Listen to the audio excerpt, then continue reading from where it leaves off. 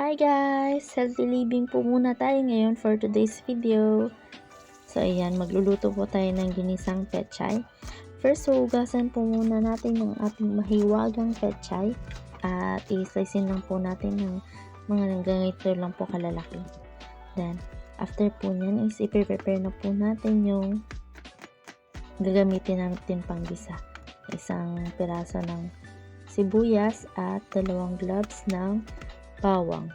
And by the way, 3 pechay lang po yung ginamit ko dito. Since 2 lang rin po kami ng aking kapatid ang kakain yan. So ayan po, minaliit-liit ko lang po muna yung bawang para lumabas talaga yung lasa niya pag ginisa na. So may kamatis din po akong ingredients at 2 itlog. So after po natin painitin itong mantika is ipipito natin yung 2 itlog kanina. So ayan. So bibiyakin po muna natin yung yolk niya at mekos-mekos lang po natin yan. Syempre wag natin kalimutan ang asin. Lalagyan po natin ng asin para meron namang konting lasa yan. So ayan po, magigisa na po tayo ng bawang at sibuyas. Mekos-mekos lang po yan. Mekos-mekos. Syempre gisahin po natin ng mabuti yan.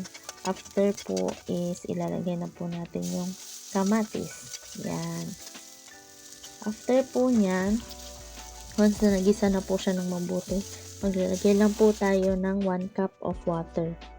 At papakuluin po natin ng 3 minutes po. So, tapos titimplahan na po natin ng paminta at asin. Estimate lang po natin yung mga depende po sa panglasa natin guys ha.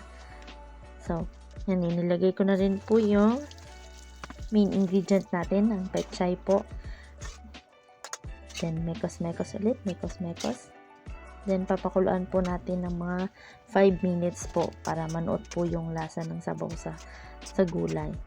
Then, after 5 minutes is ilalagay na po natin yung sinet aside natin na itlog. At ayan, papakuluan ulit natin ng mga around 1 minute lang po. Then, ayan, tapos na po yung ginisang pechay. Yum yum, kain na na!